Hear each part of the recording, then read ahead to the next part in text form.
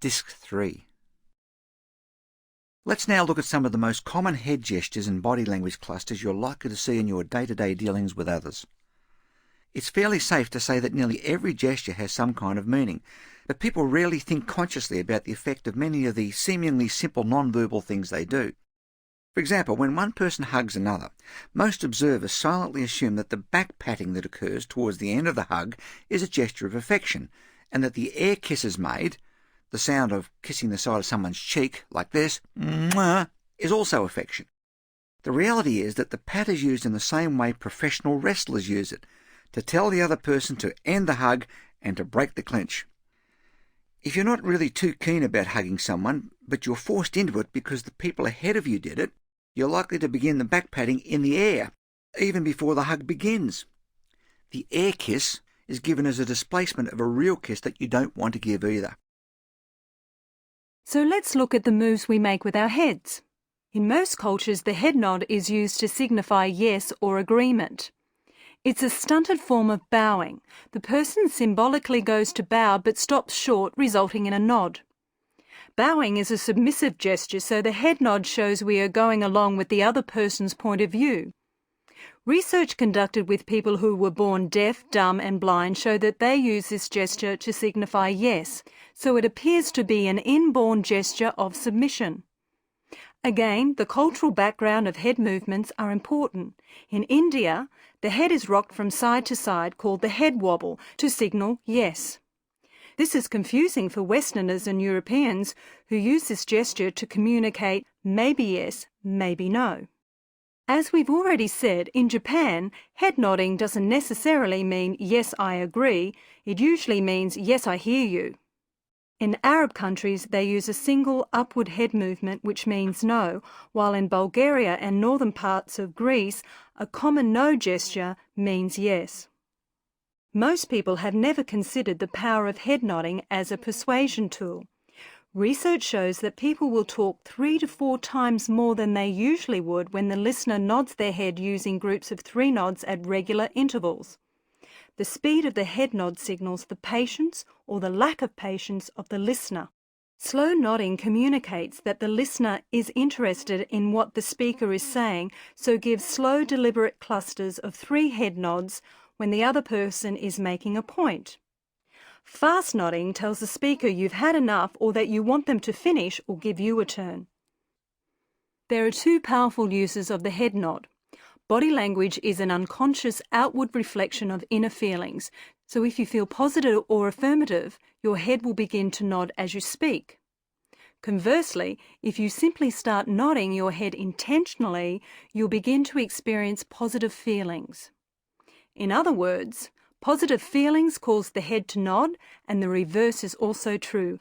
Nodding the head causes positive feelings.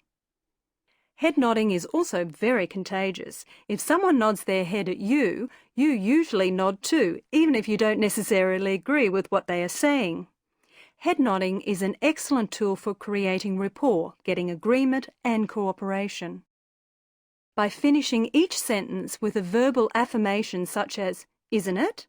"Wouldn't you?" "Isn't that true?" or "Fair enough?" and with the speaker and listener both nodding their heads, the listener experiences positive feelings which create a greater likelihood of getting them to agree with you. After you've asked a question and the listener gives his answer, nod your head during his answer. When he finishes speaking, continue to nod your head another 5 times at the rate of about 1 nod per second. Usually, by the time you've counted to 4, the listener will begin speaking again and give you more information. As long as you nod and stay silent with your hand on your chin in an evaluation position, there's no pressure on you to speak and you won't come across like an interrogator. When you listen, put your hand on your chin and give light strokes because, as previously stated, research shows that this encourages others to keep talking. Research also indicates that the head shake, usually meaning no, may also be an inborn action, and scientists believe that it's the first gesture humans learn. The theory is that when the newborn baby's had enough milk, it shakes its head from side to side to reject its mother's breast. When someone's trying to convince you, watch to see if they use the head shake gesture while saying they agree. The person who says, "I can see your point of view," or "we'll definitely do business," while shaking his head from side to side might sound convincing, but the head shake gesture signals a negative attitude, and you'd be well advised to be sceptical about it.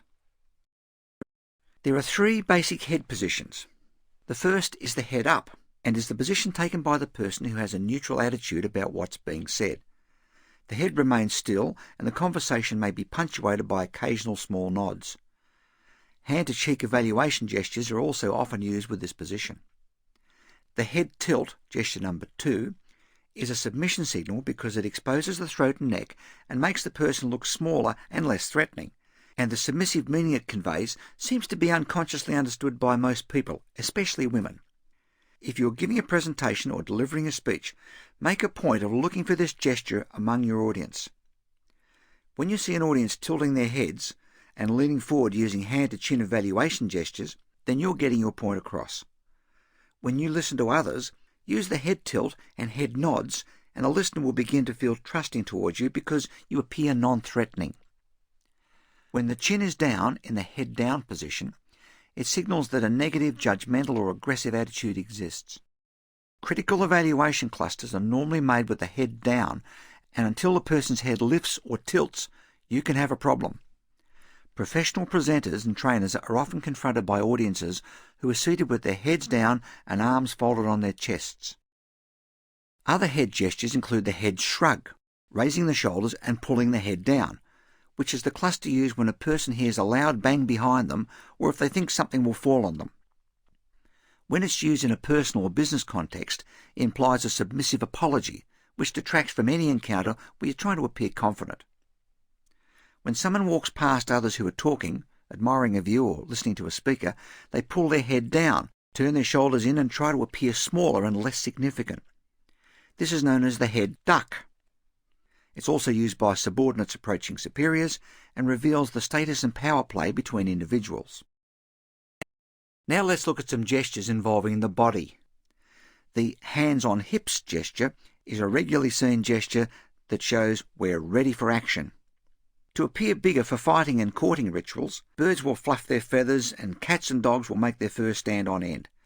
The hairless human, however, no longer has a thick pelt to expand to make himself look more imposing when he's feeling fearful or angry. When we describe a scary movie, we often say, "It made my hair stand on end." If we become angry with someone, "He made the hackles on my neck rise." And when we're smitten with someone, they give us goosebumps. All these are the body's mechanical reactions to circumstances in which we attempt to make ourselves appear larger and are caused by the erector pili muscles on the skin, which attempt to make our non-existent pelt stand up. Modern humans, however, have invented a gesture to help them achieve a bigger physical presence, the hands-on hips gesture. Hands on hips is used by the child arguing with his parent, the athlete waiting for his event to begin, the boxer waiting for the bout to start, and males who want to issue a non-verbal challenge to other males who might want to enter their territory.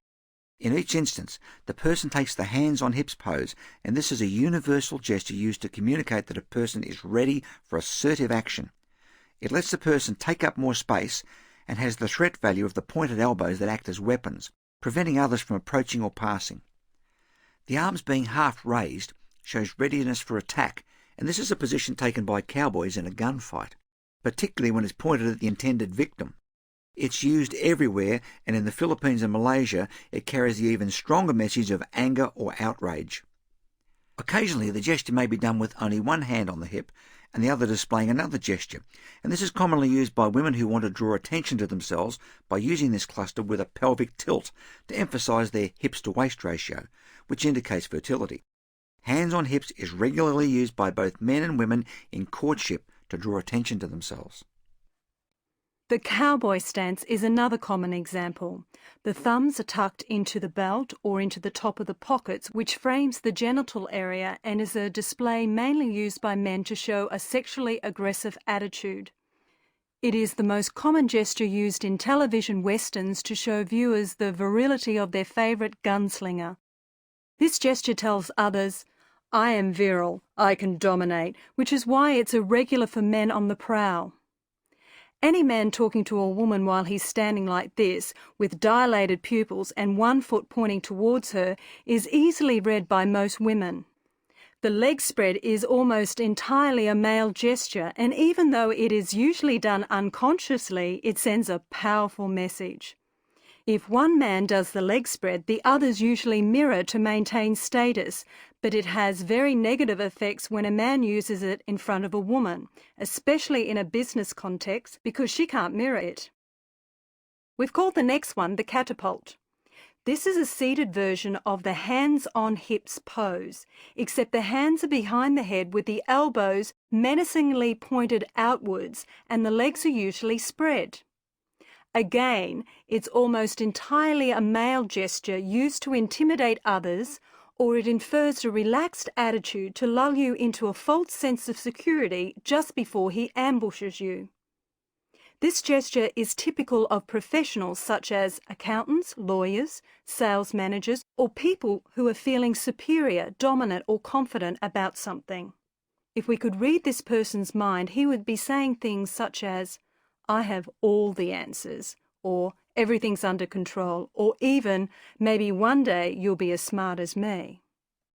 It is usually clustered with a figure-4 leg position or crotch display, which shows that he's not only feeling superior, he's also likely to argue or try to dominate.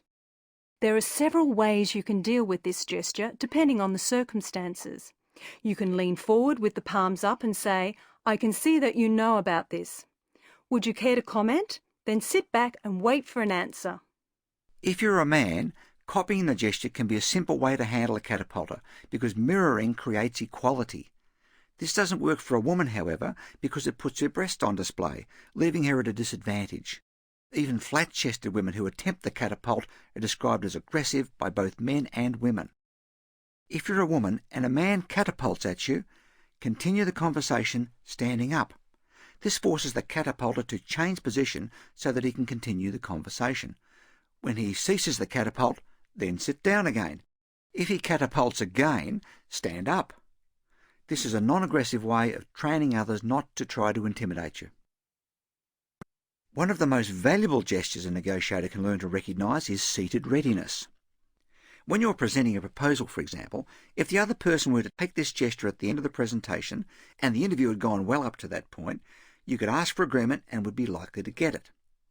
Readiness gestures that signal a desire to conclude a meeting include leaning forward with both hands on both knees, or leaning forward with both hands gripping the chair as if they were about to start a race. If either of these occur during a conversation, it would be wise for you to take the lead and resell, change direction, or terminate the conversation.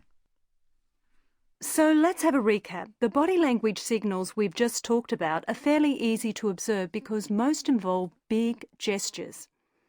It is important to understand the significance of these signals, and it's vital to good communication that you eliminate any negative gestures from your own repertoire and practice using the things that will give you positive results.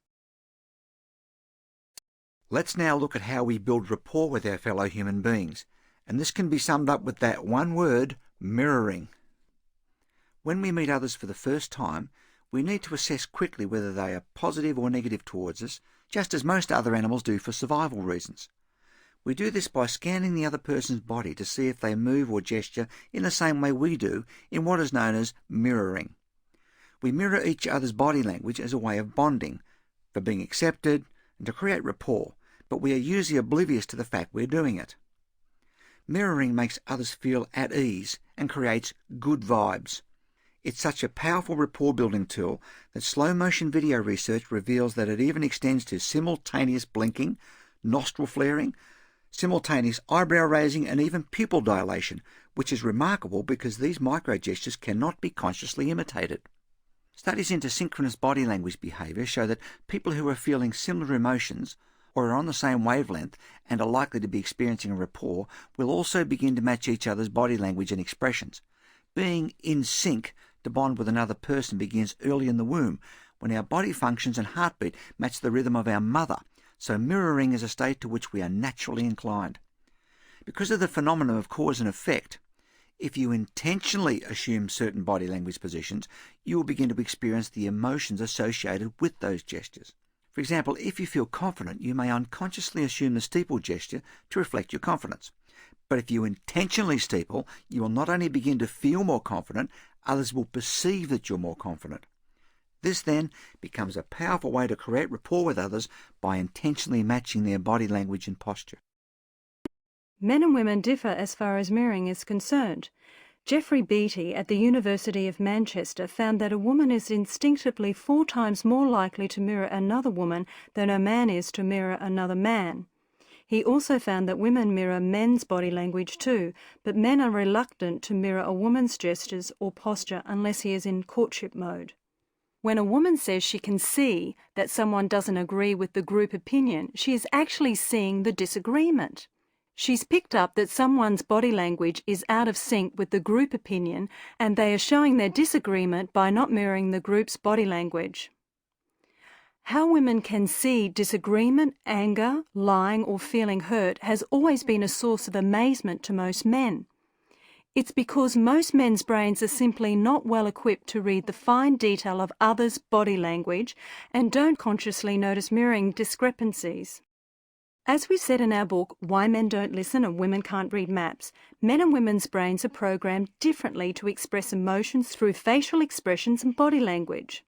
Typically, a woman can use an average of 6 main facial expressions in a 10-second listening period to reflect and then feedback the speaker's emotions. Her face will mirror the emotions being expressed by the speaker. To someone watching, it can look as if the events being discussed are happening to both women. A woman reads the meaning of what is being said through the speaker's voice tone and his emotional condition through his body language. This is exactly what a man needs to do to capture a woman's attention and to keep her interested and listening. Most men are daunted by the prospect of using facial feedback while listening, but it pays big dividends for men who become good at it. Research with these techniques show that when a man mirrors a woman's facial expressions as she talks, she will describe him as caring, intelligent, interesting, and attractive. Men, on the other hand, can make fewer than 1/3 of the facial expressions a woman can make. Men usually hold expressionless faces, especially in public, because of the evolutionary need to withhold emotion to stave off a possible attack from strangers and to appear to be in control of their emotions. This is why most men look as if they're statues when they listen. The emotionless mask that men wear while listening allows them to feel in control of the situation, but doesn't mean that men don't experience emotions. Brain scans reveal that men can feel emotion as strongly as women, but they avoid showing it publicly. Ladies, the key to mirroring a man's behaviour is an understanding that he doesn't use his face to signal his attitudes. He uses his body. Most women find it difficult to mirror an expressionless man, but with males this isn't required. If you're a woman, it means that you need to reduce your facial expressions so that you don't come across as overwhelming or intimidating. Most importantly, don't mirror what you think he might be feeling. This can be disastrous if you've got it wrong, and you may be described as dizzy or scatterbrained. Businesswomen who listen with a more serious face are described by men as more intelligent, astute, and sensible. The next time you attend a social function or go to a place where people meet and interact, notice the number of people who've taken the identical gestures and postures of the person with whom they're talking. Mirroring is the way one person tells another is in agreement with his ideas and attitudes. One is non-verbally saying to the other, "As you can see, I think and feel the same as you." The person with the highest status often makes the first moves and the others copy, usually in pecking order. The significance of mirroring is one of the most important body language lessons you can learn because it's a clear way in which others tell you they agree with you or like you. It's also a way for us to tell others that we like them, simply by mirroring their body language. Before you mirror someone's body language, however, you must take into consideration your relationship with that person. Let's say, for example, the junior employee of a corporation has asked for a pay rise and is called to the manager's office. The employee enters the manager's office, the manager asks him to sit down, and then the manager assumes a catapult with a figure 4, showing the employee a superior, dominant attitude.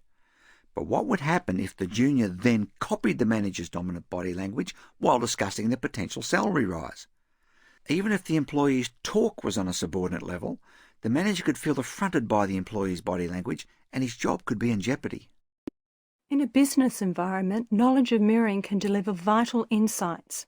Research shows that when the leader of a group assumes certain gestures and positions, subordinates will copy, usually in pecking order.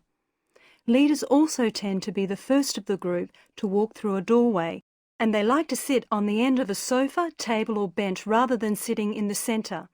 When a group of executives walks into a room, the person with the highest status usually goes first. When executives are seated in the boardroom, the boss usually sits at the head of the table, often furthest from the door. If the boss sits in a catapult position, his subordinates are likely to copy in order of their importance within the group. You can see this in a meeting where people take sides with others by mirroring their body language. This lets you see who will vote with you and who will vote against you. Mirroring is a good strategy to use if you are part of a presentation team. Decide in advance that when the team spokesperson makes a gesture or takes a posture when speaking, the entire team will mirror.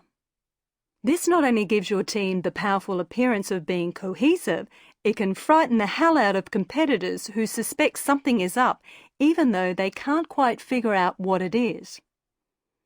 When presenting ideas, products and services to couples, watching who mirrors whom reveals where the ultimate power or final decision-making ability lies. If the woman makes the initial movements, however small, such as crossing her feet, lacing her fingers, or using a critical evaluation cluster, and the man copies, there is little point in asking him for a decision. He doesn't have the authority to make it.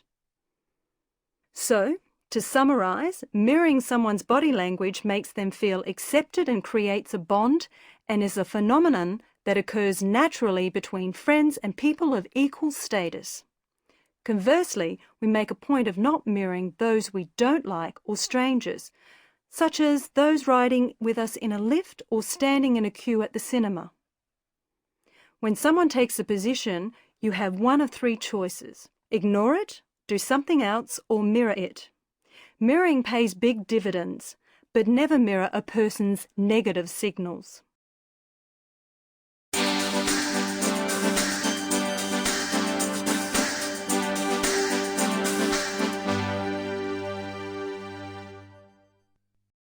Let's now look at body angles and body pointing, two key things to take into account when you're trying to understand someone's body language. Have you ever been talking with someone and had the feeling they'd rather be somewhere else than with you, even though they seem to be enjoying your company? A still photograph of that scene would probably reveal two things. First, the person's head is turned towards you and facial signals such as smiling and nodding are evident. And second, the person's body and feet are pointing away from you, either towards another person or towards an exit. The direction in which a person points his body or feet is a signal of where he would prefer to be going. In any face-to-face meeting, when one person has decided to end the conversation or wants to leave, he'll turn his body or feet to point towards the nearest exit. If this was a conversation involving you, it's a signal that you should do something to get the person involved and interested, or else terminate the conversation on your terms, allowing you to maintain control. Let's have a look at what body angles say. First, let's look at open positions. We stated earlier that the distance between people is related to their degree of interest or intimacy. The angle at which people orient their bodies also gives nonverbal clues to their attitudes and relationships. A speaker who takes a strong attitude to his listener while standing straight and facing them directly is perceived as aggressive. The speaker who delivers exactly the same message but points his body away from the listener is seen as confident and goal-oriented, but not aggressive. To avoid being seen as aggressive, we stand with our bodies angled at 45 degrees to each other during friendly encounters to form an angle of 90 degrees. The formation of the triangle invites a third person to join in the conversation. If a fourth person is accepted into the group, a square is formed, and if a fifth or sixth person joins the conversation, either a circle or two new triangles are formed. In confined spaces like lifts, crowded buses, underground trains, where it's not possible to turn your body away from strangers to a 45-degree angle, we turn our heads to the angle instead. The second position is the closed position. When two people want intimacy, their body angle changes from 45 degrees to 0 degrees. That is, they face each other. A man or woman who wants to monopolise a person's attention uses this position, as well as other courtship gestures, when they're making their play. A man will not only point his body towards a woman, he also closes the distance between them as he moves into her intimate zone. To accept his approach, she need only orient her body to an angle of 0 degrees to allow him to enter her space. The distance between two people standing in a closed position is usually less than in the open formation. In addition to courtship displays, both may mirror each other's gestures and increase eye contact if they're both interested. The closed position can also be used between people who are hostile towards each other in order to issue a challenge. How you angle your body can also exclude others. If you're standing with another person with your bodies at a 45-degree angle, this invites a third person to join in the conversation. However, if a third person wants to join two others who are standing in a closed position, he'll be invited only when the other two angle their bodies to form a triangle. If the third person is not accepted, the others will hold the closed position and turn only their heads towards him as a sign of recognition. And they'll probably give him tight-lipped smiles. A conversation between three people may begin in the open triangle position, but eventually two people may take a closed position to exclude the third person.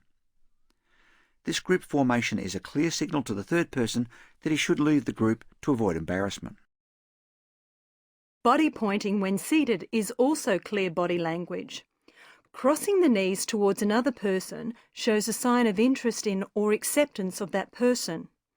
If the other person also becomes interested, he will cross knees towards the first person. As the two people become more involved with each other, they begin to mirror each other's movements and gestures. The feet also give away what a person is really feeling as they serve as pointers indicating the direction in which a person's mind is going.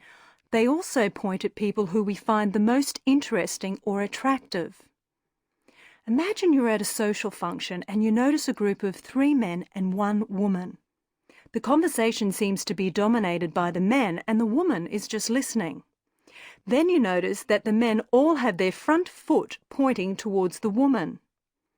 With this simple nonverbal cue, the men are each telling the woman they're interested in her. On a subconscious level, she sees the foot gestures and is likely to stay with the group for as long as she is receiving this attention. She's standing with both feet together, neutral, and could eventually point one foot towards the man she finds the most interesting.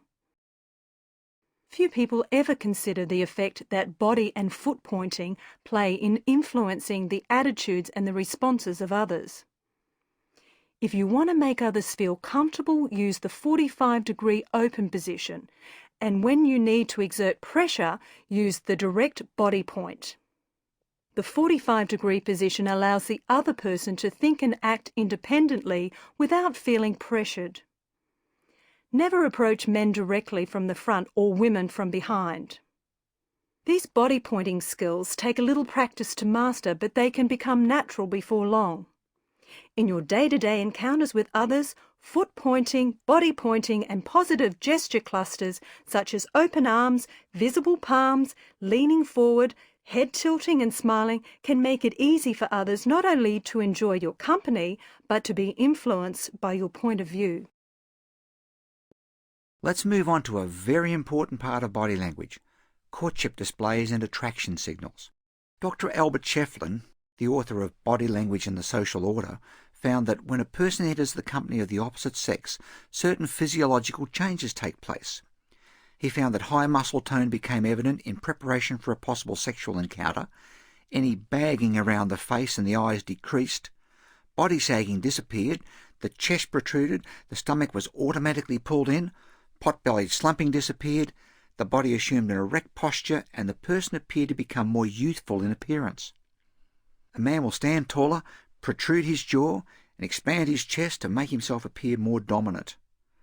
A woman who's interested will respond by emphasizing her breasts, tilting her head, touching her hair, exposing her wrists, and thereby making herself appear submissive. The ideal place to observe these changes is on a beach, when a man and woman approach each other from a distance. The changes take place when they're close enough to meet each other's gaze and will continue until after they've passed each other, at which time their original postures return. Body language is a fundamental part of courtship because it reveals how available, attractive, ready, enthusiastic, sexy or desperate we are. While some courtship signals are studied and deliberate, others, such as those just mentioned, are completely unconscious. It's still unclear how we learn these signals, but research now shows that many may well be inborn. The bottom line is that when a person wants to attract the opposite sex, they do so by emphasising sexual differences. To discourage the opposite sex, we play down or hide these differences. The success women have in intimate encounters is directly related to their ability to send courtship signals to men and to decode those being sent back. For a man, success in the mating game relies mainly on his ability to read the signals being sent to him as opposed to being able to initiate his own moves. Most women are aware of courtship signals, but men are far less perceptive, often being completely blind to them, which is why so many men have difficulty finding potential mates. Women's difficulty in finding partners is not about reading signals, it's more about finding a man who'll match their criteria. Ask any man who usually makes the first move in courtship and he will invariably say that men do. All studies into courtship, however, show that women are the initiators 90% of the time. A woman does this by sending a series of subtle eye, body and facial signals to the targeted man who, assuming he is perceptive enough to pick up, responds to them. There are men who will approach women in a bar or a club without being sent the green light. While some of these men are regularly successful with finding partners, their overall statistical success rate is low because they weren't invited first. They're simply playing the numbers game. In these cases, if a man detects that his approach will be unsuccessful, he's likely to pretend he's come to talk to her about other unrelated things, and he will usually use corny lines like, "You work at the National Bank, don't you?" Or, "Aren't you John Smith's sister?" To be successful in courtship by playing the numbers game, a man has to approach a lot of women to make a sale, unless, of course, he looks like Brad Pitt.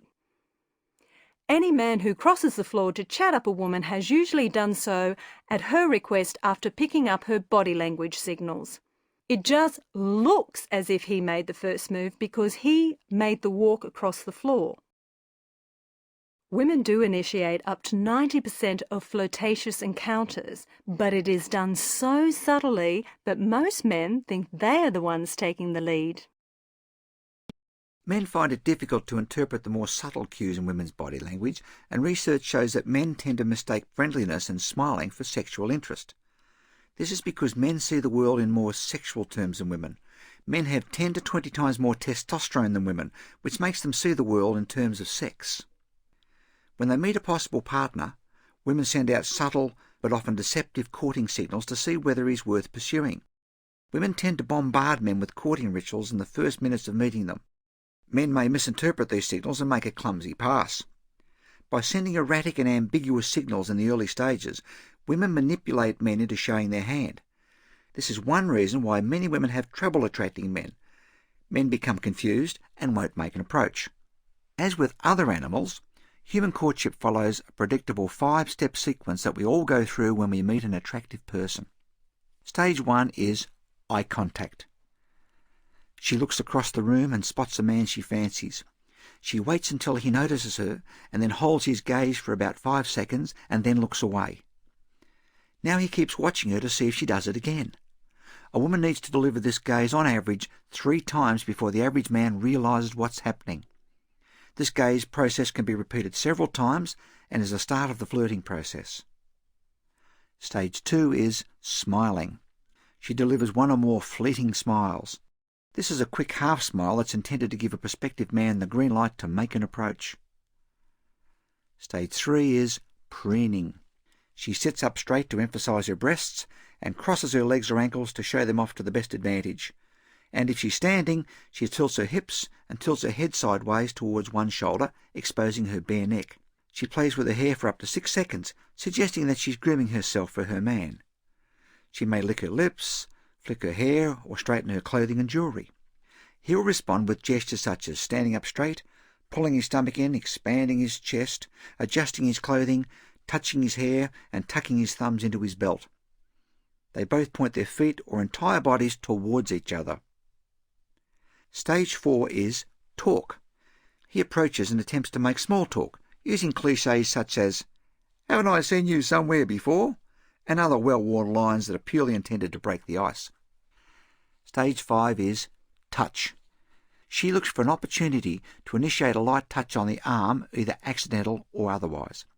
A hand touch indicates a higher level of intimacy than a touch on the arm.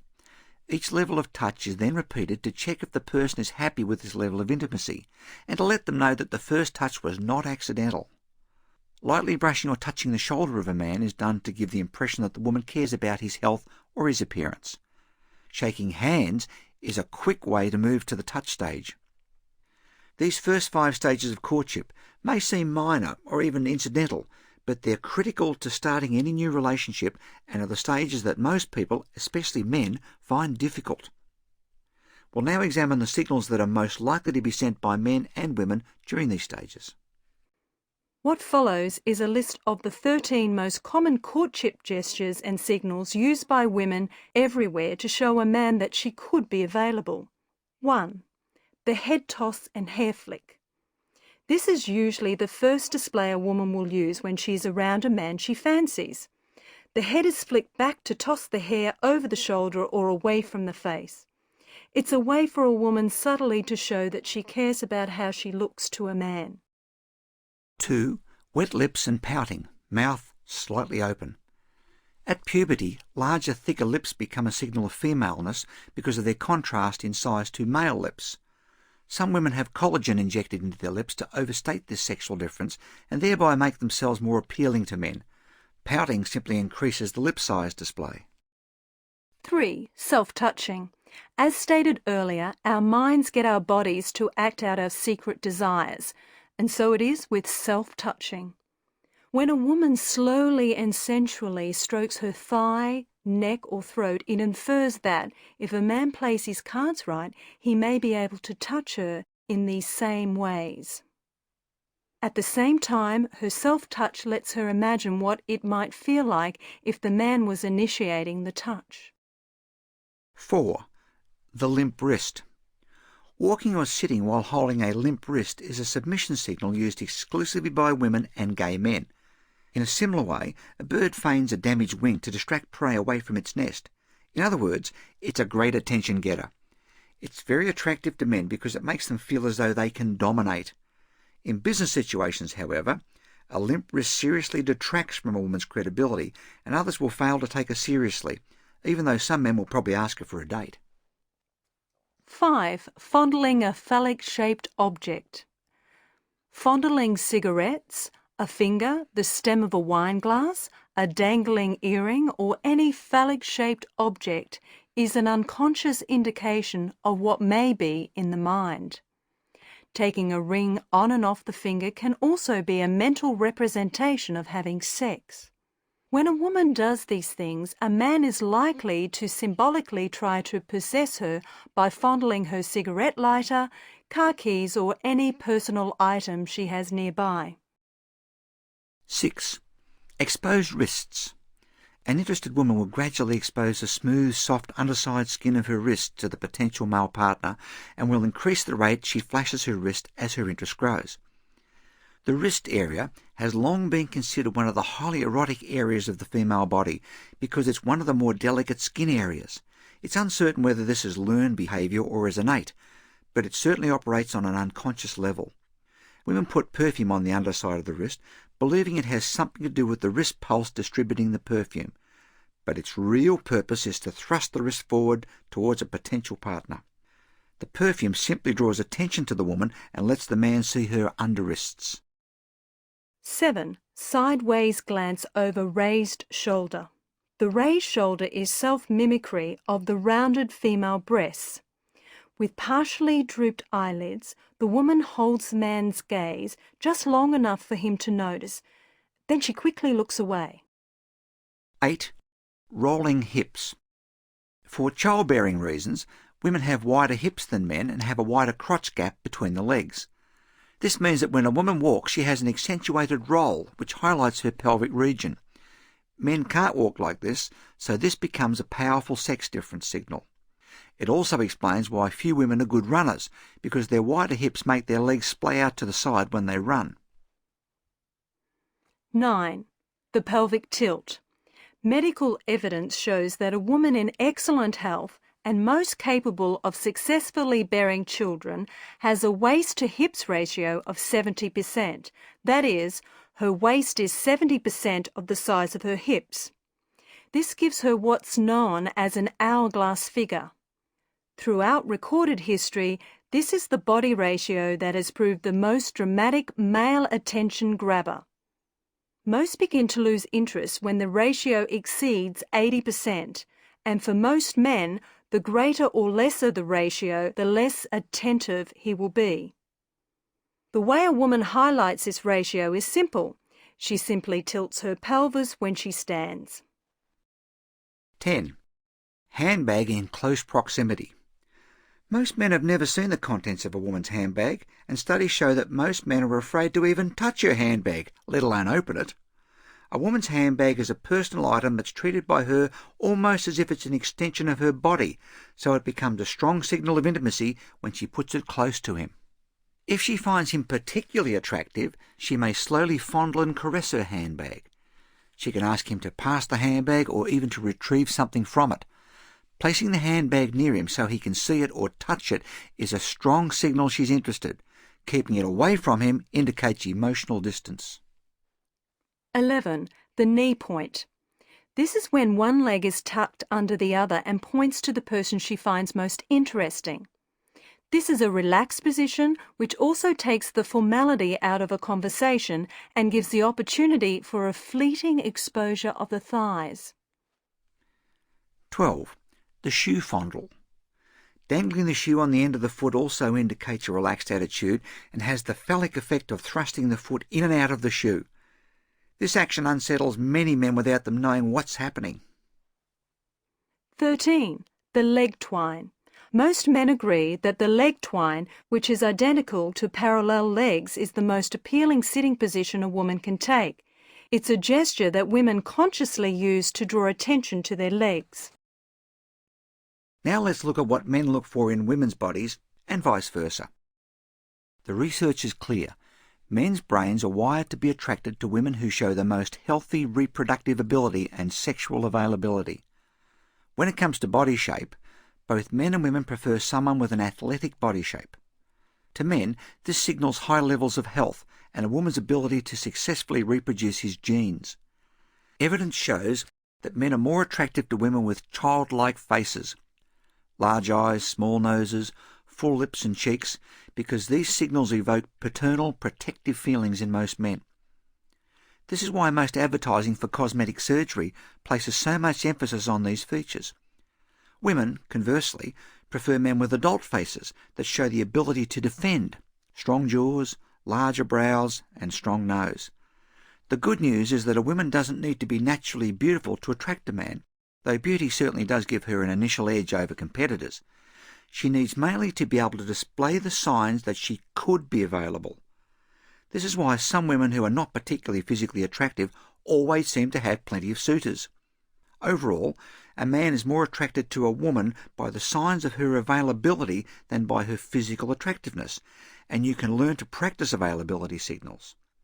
Some women are appalled by the idea of modern men being initially attracted to a woman based on her appearance and her availability, instead of wanting her for her ability to nurture, communicate, and be a domestic goddess or play the piano.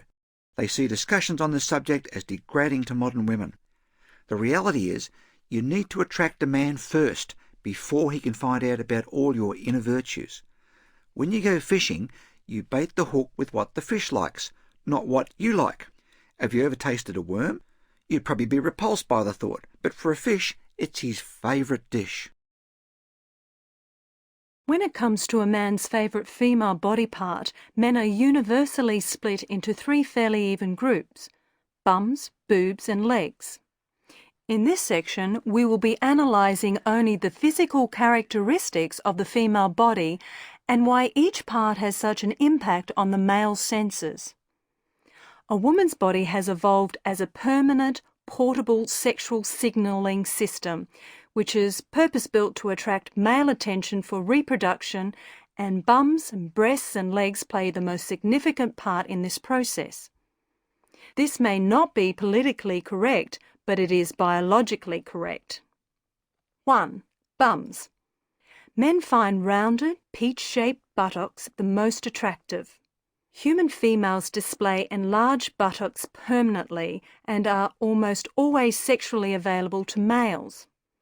This is because one of the main purposes of regular human sexual activity is to encourage long-term pair bonding for the successful raising of children. Humans are the only primates that mate face-to-face. In other primate species, the males approach females from the rear and use her swollen red buttocks as a signal that she's ready for mating. And therein lies the key to men's attraction to women's bums. They always give the impression that she is available for him. Women's buttocks also have two other purposes. They store fat for breastfeeding and act as an emergency food storage in lean times, similar to the camel's hump. 2. The breasts. Overall, breasts serve one clear purpose: sexual signalling. Breasts mimic a woman's rear view, a relic from the days when humans walked on all fours. Humans walk upright on two legs, and enlarged female breasts evolved as a mimic of the female rear. Low-cut dresses and push-up bras emphasise this signal by creating cleavage. Fortunately, nearly all sex research surveys show that men love breasts in most shapes and sizes. It's the cleavage that stimulates men the most. A woman who's attracted to a man is likely to lean forward and bring her arms closer to her body, which presses her breasts together to form a cleavage. 3. Long legs. There is a biological reason why men love women's long legs. When a girl reaches puberty, her legs undergo rapid lengthening as hormones flood her body and change her into a woman. Her extra long legs become a powerful nonverbal signal telling males she is sexually maturing and is now capable of childbearing. This is why long legs have always been associated with potent female sexuality. Men love high heels on a woman because it gives her the illusion of having fertile-looking legs. High heels enhance a woman's sexual shape by lengthening her legs, arching her back, forcing her buttocks to protrude, making her feet appear smaller, and thrusting her pelvis forward.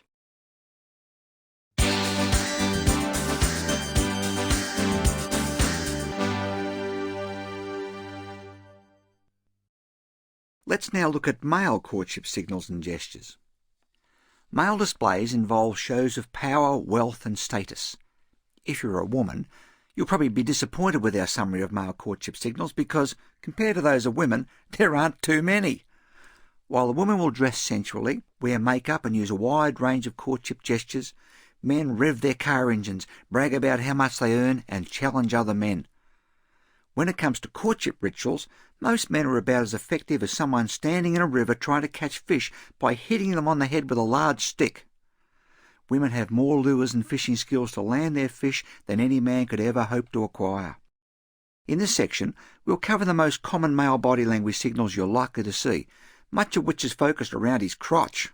Men are generally not good at sending or receiving the signals used in the mating game, and as we mentioned earlier, women not only control the game and make the rules, they own the scoreboard. Most of the time, men simply react to the signals they see. As with most male animals, the human male displays preening behaviour as a potential partner arrives on the scene.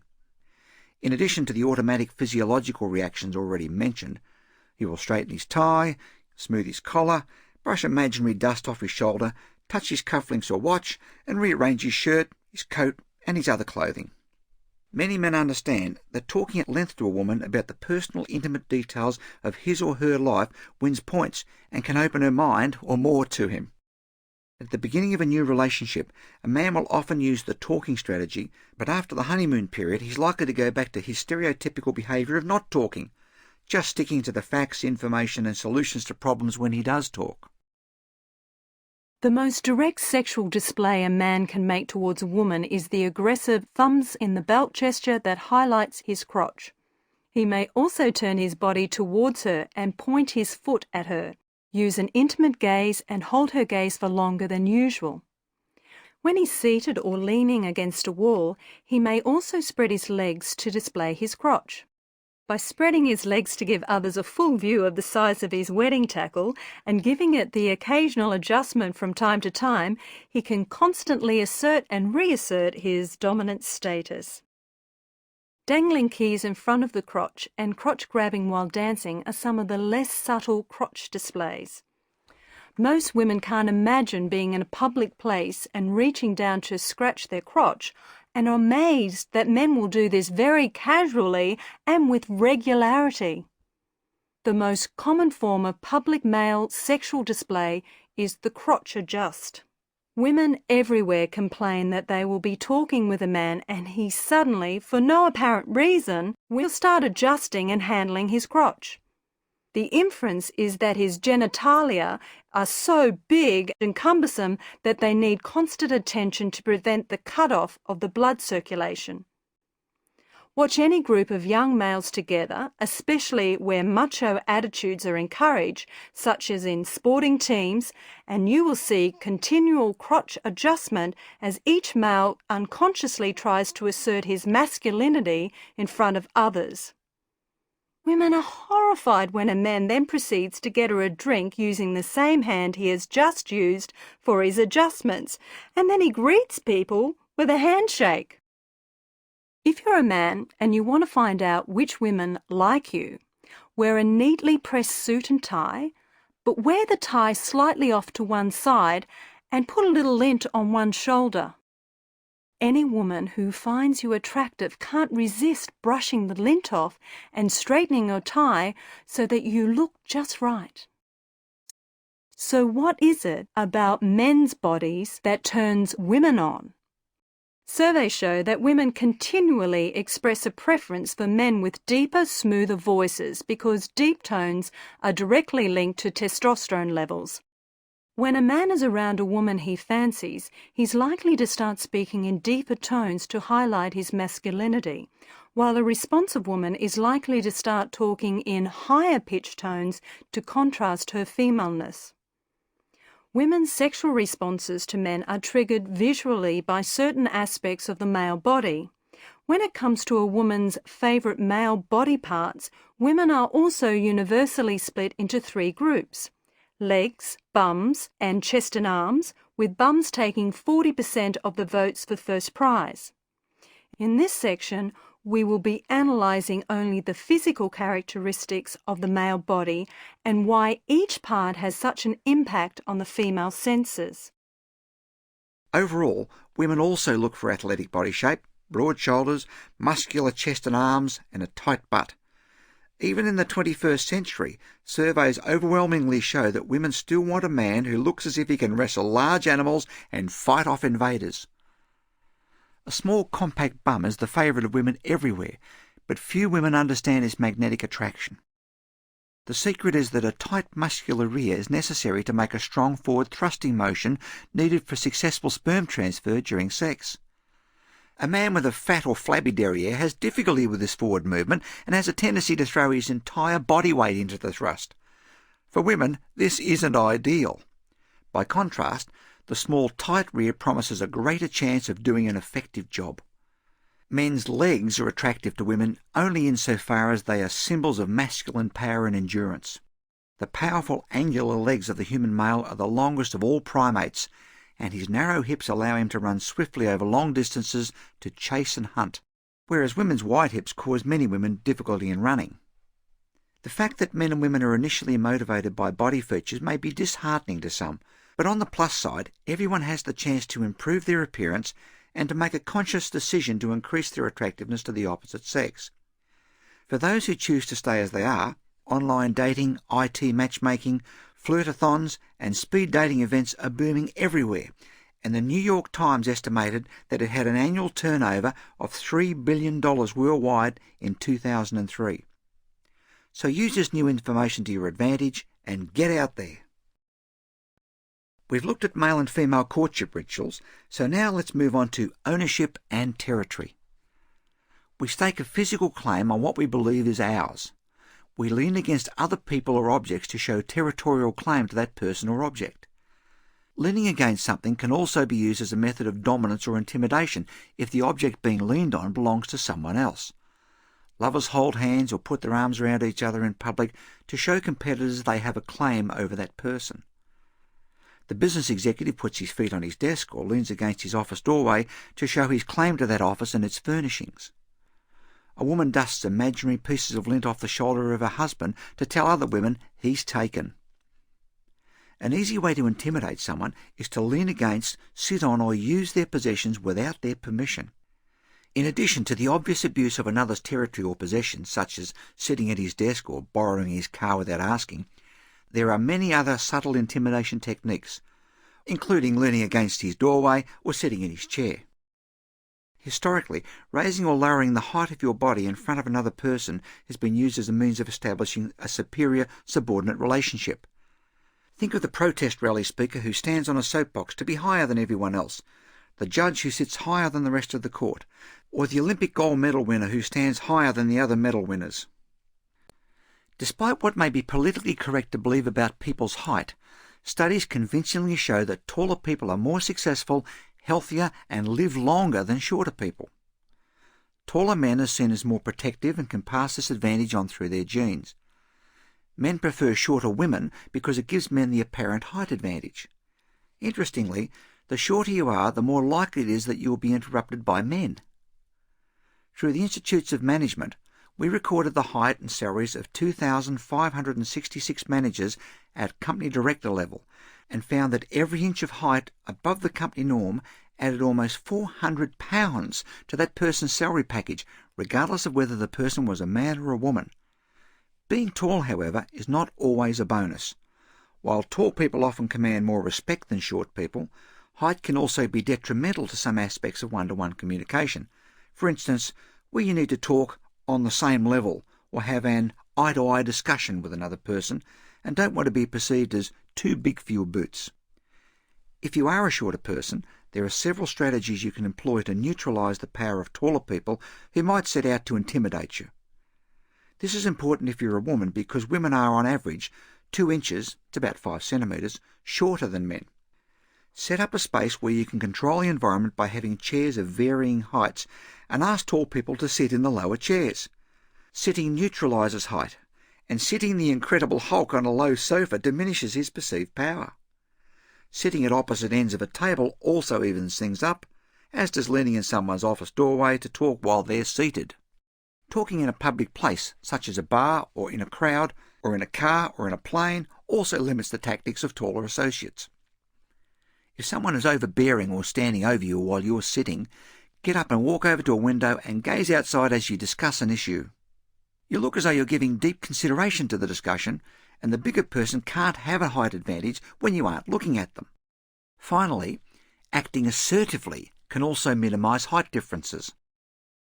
These strategies will put you head and shoulders above the height intimidators, and they'll let you stand tall amongst those who try to get one up over you. So to recap, height differences have a significant impact on relationships, but height and power are often just perceptions. Shorter people can increase their perceived height and are more likely to be remembered as taller when they wear dark-coloured clothing, pinstripe suits or trouser suits, soft or more muted makeup, mainly for women, and full-size chronograph watches. The smaller the watch size, the less clout a person is perceived to have. Standing erect, sitting up straight and walking tall are all ways of giving yourself a confident appearance, and because of the laws of cause and effect, you'll feel more confident when you do these things.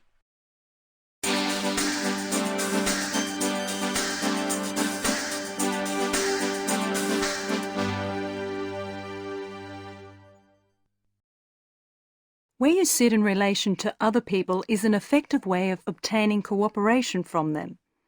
There is a general formula for interpretation of seating positions, and research shows that the environment may have an effect on the position chosen. Research conducted with middle-class people showed that seating positions in public bars can vary from the seating positions taken in a high-class restaurant. The direction the seats are facing and the distance between tables can also have a distorting influence on seating behaviour. For example, intimate couples prefer to sit side by side wherever possible. But in a crowded restaurant where the tables are close together, this is not possible, and the couples are forced to sit opposite each other in what is normally a defensive position. Aspects of attitudes towards you can also be revealed in the seating position your fellow sitters take relative to you, particularly when it comes to sitting at a table, whether it is round, square, or rectangular. Researchers at the University of Oregon determined that people can retain up to 3 times more information about things they see in their right visual field than they do about things in their left field. According to this research, your better side is your left because it's the other person's right visual field. So if you want to get in the teacher's good books, sit on the teacher's left. Dr. John Kirshner of the Ontario Institute for Studies in Education observed teachers and recorded where they were looking every 30 seconds for 15 minutes. He found that teachers almost ignored the pupils on their right. The study showed that teachers looked straight ahead 44% of the time, to the left 39% of the time, and to their right only 17% of the time. He also found that pupils who sat on the left performed better in spelling tests than those on the right, and those on the left were disciplined less than those on the right. Our research found that more business deals are made when a salesperson sits to the customer's left than to their right. So, when you send a child to school, teach them to jockey for the teacher's left side, but when they become adults and attend meetings, tell them to go for the extra perceived power given to the person on their boss's right. It's no secret that public speaking is our number one fear, with fear of death ranking at 7th place. If you are asked to address an audience at any time, it's important to understand how an audience receives and retains information. First, never tell the audience you feel nervous or overawed. They'll start looking for nervous body language and will be sure to find it. They'll never suspect you're nervous unless you tell them. Second, use confident gestures as you speak, even if you're feeling terrified. Use steeple gestures, open and closed palm positions, occasional protruding thumbs, and keep your arms unfolded. Avoid pointing at the audience, arm crossing, face touching, and lectern gripping. Studies show that people who sit in the front row learn and retain more than others in the audience, partially because those in the front row are keener to learn, and partially because they show more attention to the speaker in order to avoid being singled out. Now let's look at the body language associated with dining. The shape of a family dining room table can give a clue to the power distribution in that family, assuming that the dining room could have accommodated a table of any shape and that the table shape was selected after considerable thought.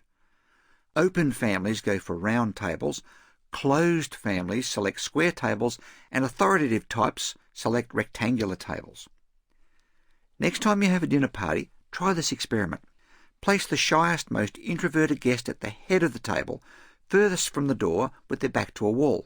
You will be amazed to see how simply placing a person in a powerful sitting position encourages them to begin to talk more often and with more authority, and how others will also pay more attention to them. If you're going to do business over dinner, it's a wise strategy to complete most of the conversation before the food arrives.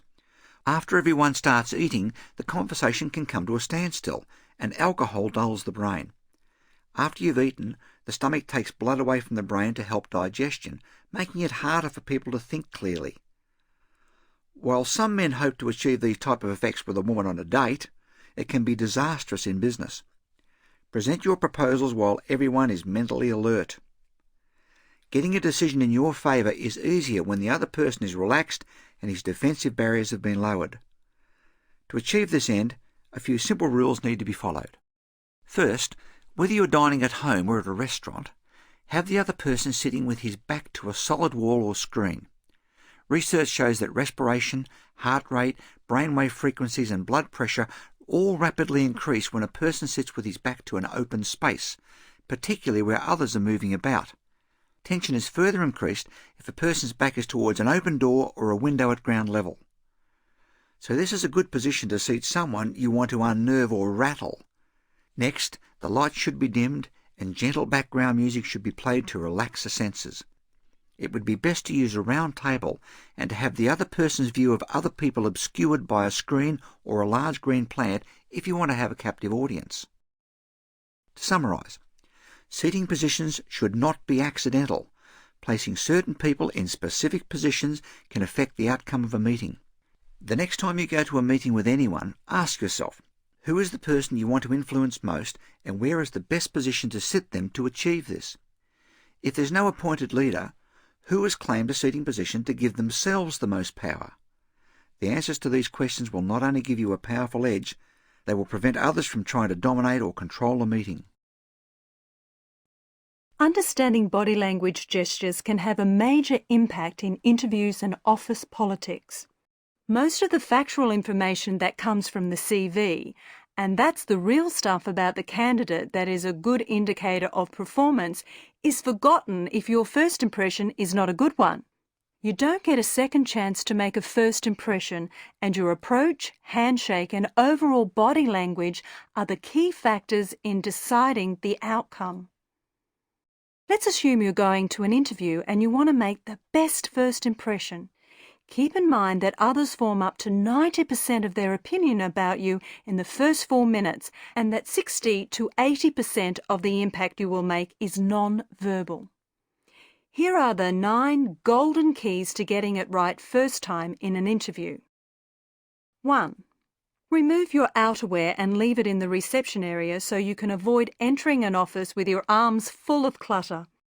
Always stand in a reception area. Stand with hand in hand behind your back for confidence, and slowly rock back and forward on your feet and feel confident and controlled. 2. Your entry tells others how you expect to be treated. Don't stand in the doorway like a naughty schoolchild waiting to see the headmaster.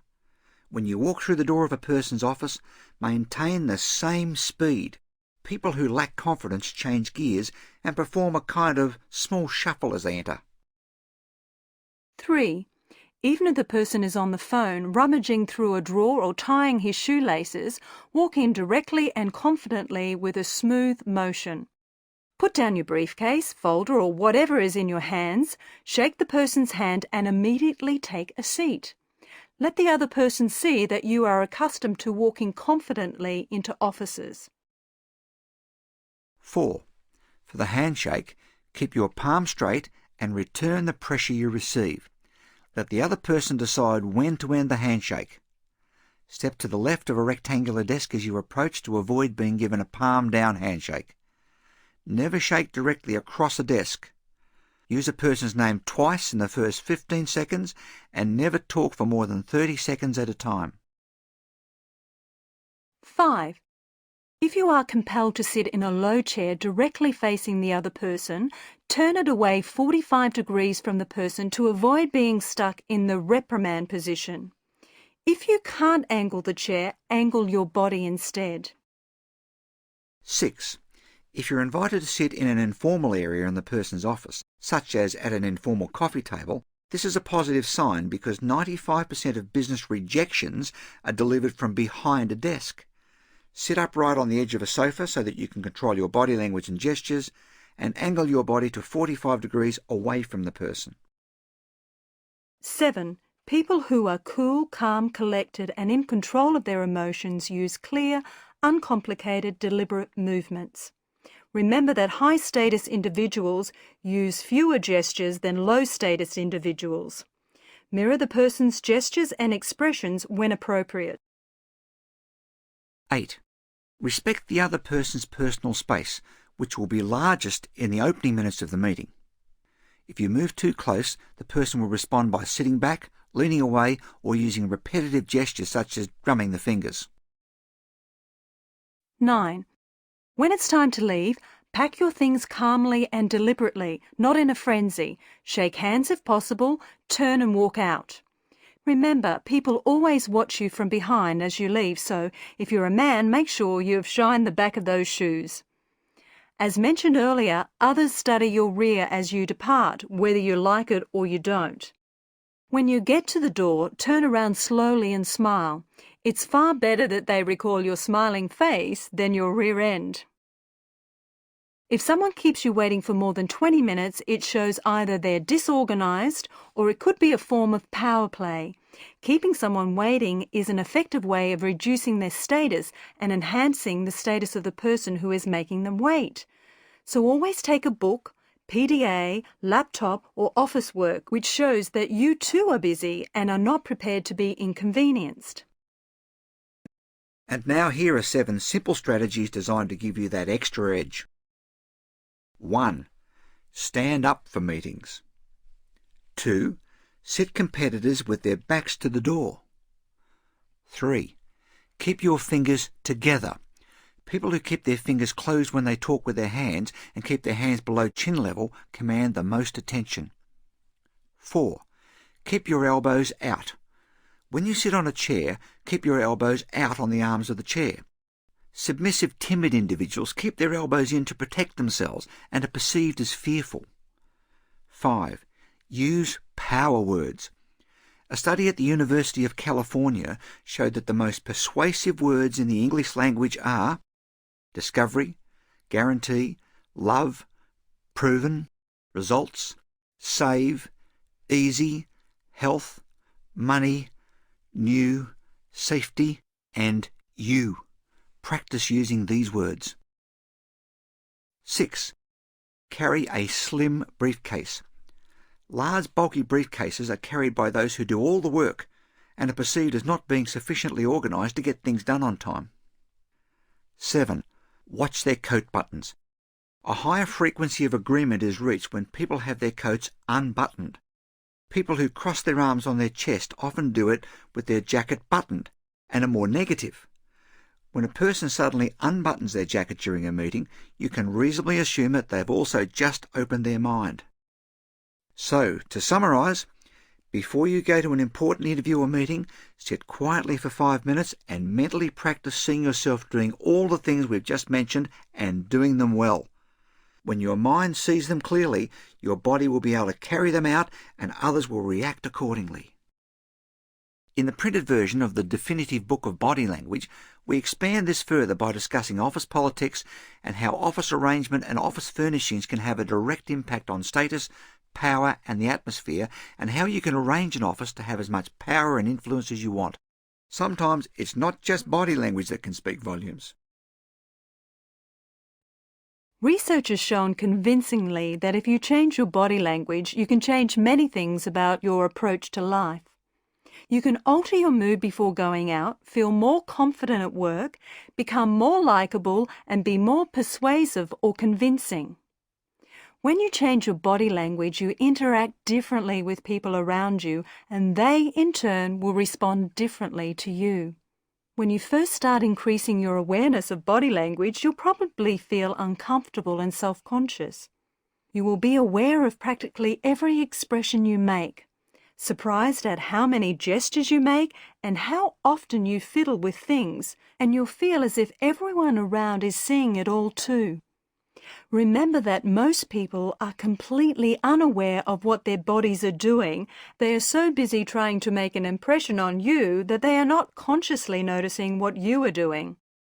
It may seem strange at first to consciously have your palms open and keep steady eye contact if you've spent your life keeping your hands in your pockets or holding hands with yourself and looking away. Finally, here's a summary of the key points for making positive body language impressions on others. 1. Your face. Have an animated face and make smiling a part of your regular repertoire. Make sure you flash your teeth. 2. Your gestures. Be expressive but don't overdo it. Keep your fingers closed when you gesture, your hands below chin level, and avoid arm and feet crossing. 3. Your head movement. Use triple nods when talking and the head tilt when listening. Keep your chin up. 4. Your eye contact. Give the amount of eye contact that makes everyone feel comfortable. Unless looking at others is a cultural no-no, lookers gain more credibility than non-lookers. 5. Your posture. Lean forward when listening. Stand straight when speaking. 6. Your territory. Stand as close as you feel comfortable. If the other person moves back, don't step forward again. And 7. Mirror. Subtly mirror the body language of others. So that's it. We just want to add a thought for those who feel that learning body language skills is somehow manipulative or insincere. We believe that learning to be proficient at reading and using body language is no different to wearing certain types of clothes, using certain language, or telling stories that put you in the best light. If you study it, it won't happen unconsciously and you will make a better impression on others. So best of luck and enjoy your new power.